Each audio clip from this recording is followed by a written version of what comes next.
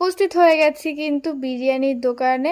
সারাদিন প্রচুর চাপ ছিল, সেই চাপ উপেক্ষা করেই কিন্তু চলে এসেছি এখন সন্ধেবেলা একটু টিফিন করার উদ্দেশ্যে। তো ভাবছিলাম এটা ওটা না খেয়ে বিরিয়ানিই খেয়ে নিই, তো ওই জন্যই কিন্তু আরসালানে চলে এসেছি।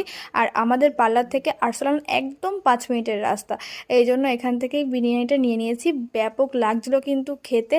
আর তার থেকে বড় কথা হচ্ছে আজকে আমরা চারজনে কাজ বাজ শেষ করে একসঙ্গে বসেই কিন্তু খাচ্ছি। তবে কি বলতো, মাংসটা একটু কেমন ছাপড়া ছাপড়া টাইপের ছিল, বাট আদারওয়াইজ সব কিছু পারফেক্ট ছিল।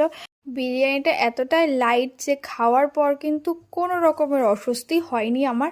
আর এদিকে দেখো দিদি ভাইয়ের কাণ্ড, মানে প্রত্যেকেরই অবস্থা খারাপ, এত কাজবাজ করার পরে না বিরিয়ানি আর কেউ খেতে পাচ্ছে না। মোটামুটি হাফটা খাওয়ার পর অবস্থা সবারই খারাপ হয়ে গেছে। তো আজকের মিনি ব্লগটা তোমাদের কেমন লাগলো অবশ্যই কিন্তু কমেন্ট সেকশনে জানিও। আর আর্সেনালের বিরিয়ানি তোমাদের কার কার ফেভারিট সেটাও বল।